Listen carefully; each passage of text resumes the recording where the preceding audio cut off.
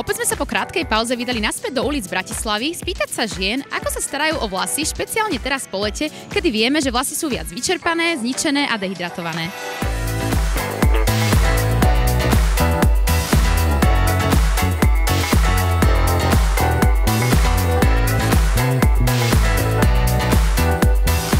Ako často navštevujete kaderníka? 2-krát do roka. Ja tiež asi takisto. Tak približne každé 3 mesiace. Raz na pol roka. Tak približne 2-krát do roka. Raz za 2 mesiace. Asi len 2-krát za rok. A máte už nejaké svoje také overené a zaužívané produkty, alebo si nechávate aj poradiť a skôr tak experimentujete? Skôr experimentovať.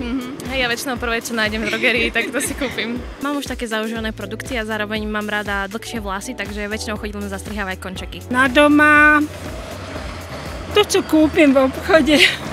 Skúšam niečo nové. Nejako sa špecializuješ na svoju starostlivosť, teda starostlivosť svojich vlasov teraz po lete, keď sú viac zničené, dehydratované? Asi nie. Tak určite áno, aj tým slnkom, alebo keď som akože v mori alebo tak určite sú viac vysušené.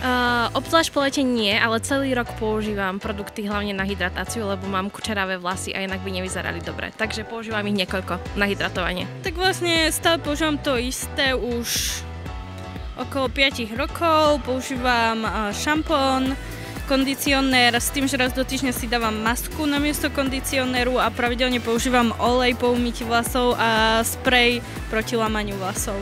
Tak určite, lebo tak to leto aj to slnko vysuší tie vlasy, takže treba tomu venovať viac času a väčšiu starostlivosť.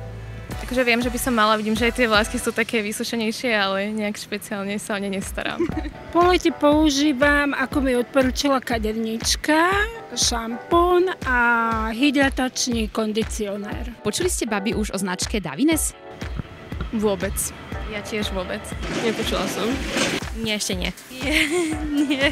Tak to je dobré, pretože na vyskúšanie po tých 5 rokoch teda môžeš použiť aj niečo iné a my ti takto darujeme jeden balíček na skúšku, teda práve Rady Oj, ktorá sa špecializuje teraz hlavne po lete na také oživenie vlasov.